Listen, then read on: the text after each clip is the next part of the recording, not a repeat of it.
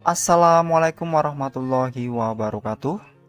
Halo semua, pada kesempatan kali ini Alunius akan memberikan informasi mengenai isi dari salah satu undang-undang ASN 2023 di mana P3K akhirnya akan mendapatkan uang pensiun. Dan berikut informasinya. Pemerintahan telah menyiapkan skema iuran pasti atau defined contribution bagi para pegawai pemerintah dengan perjanjian kerja. Kebijakan ini akan dijadikan atau dijalankan seiring dengan telah sahnya rancangan undang-undang tentang aparatur sipil negara atau RUU ASN menjadi undang-undang saat rapat paripurna DPR kemarin. Menteri Pendayagunaan Aparatur Negara dan Reformasi Birokrasi Abdullah Azwar Anas mengatakan, undang-undang yang akan menggantikan Undang-Undang Nomor 5 Tahun 2014 itu mengamanatkan pemerataan kesejahteraan bagi ASN, baik itu PNS maupun P3K, termasuk hak jaminan pensiun. Maka, kini P3K akan mendapatkan hak seperti PNS.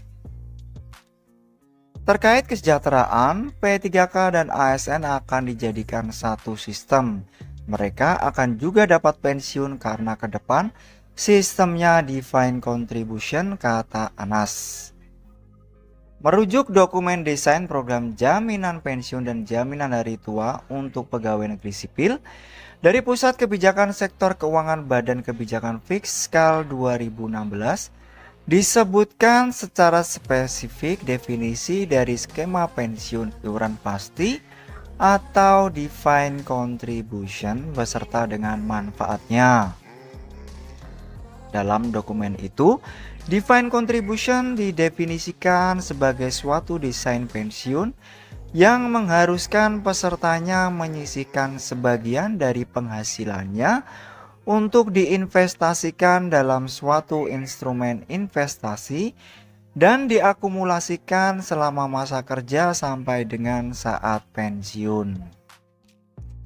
Selanjutnya, pada saat pensiun, pesertanya dapat membeli produk anuitas atau menerima pembayaran berkala dari saldo dananya. Kemudian, manfaat yang diterima oleh peserta merupakan akumulasi kontribusi peserta selama masa kerja dan hasil investasinya. Di dalam skema ini, biaya program lebih dapat terprediksi. Dokumen itu turut menyebutkan bahwa pembiayaan program dengan skema ini umumnya menggunakan metode full funding atau berdasarkan persentase akumulasi iuran peserta dan pemberi kerja. Sebagai informasi, dalam rancangan undang-undang ASN tidak disebutkan secara spesifik skema pensiunan ini, sebab hanya mengamanatkan supaya ketentuan lebih lanjut mengenai jaminan pensiun dan jaminan hari tua untuk pegawai ASN diatur dalam peraturan pemerintah atau PP. Menurut Anas, PP turunan dari Undang-Undang ASN terbaru ini akan rampung dalam 3 bulan ke depan.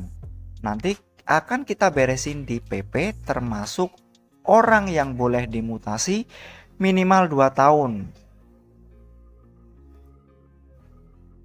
Skema yang digunakan untuk memberikan hak jaminan pensiun bagi para P3K itu berbeda dengan skema jaminan pensiun bagi PNS saat ini.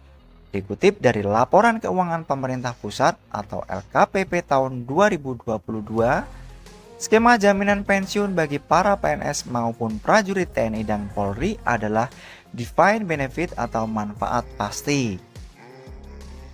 Sedangkan mekanisme pendanaan yang digunakan adalah pay as you go yang dibiayai dari APBN. Implikasi dari program pensiun manfaat pasti dengan pendanaan pay as you go menurut dokumen itu ialah pemerintah membayarkan manfaat pensiun pada saat PNS memasuki usia pensiun sesuai peraturan perundang-undangan. Kewajiban jangka panjang program pensiun pemerintah berdasarkan LKPP tahun 2022 sebesar 2.950,74 triliun rupiah yang terdiri dari kewajiban terhadap pegawai pemerintah pusat sebesar 936,57 triliun dan kewajiban terhadap pegawai pemerintah daerah sebesar 2014,16 triliun rupiah. Kewajiban jangka panjang program pensiun pemerintah itu dapat terbagi juga untuk kewajiban terhadap pegawai aktif sebesar 1.372,16 triliun dan kewajiban terhadap pensiunan sebesar 1.578,57 triliun. Di samping itu, pemerintah juga menguasai dana akumulasi iuran pensiun yang dipungut dari PNS dan anggota TNI maupun Polri yang dikelola oleh PT Taspen dan PT Asabri. Saldo dana AIP per 31 Desember 2022 dan per 30 Desember 2021 berturut-turut adalah sebesar 229,97 triliun dan 212,99 triliun. Dalam dokumen kerangka ekonomi makro dan pokok-pokok kebijakan fiskal atau KEM PPKF 2024, pemerintahan Presiden Joko Widodo berencana merombak sistem jaminan pensiun dan jaminan hari tua para PNS.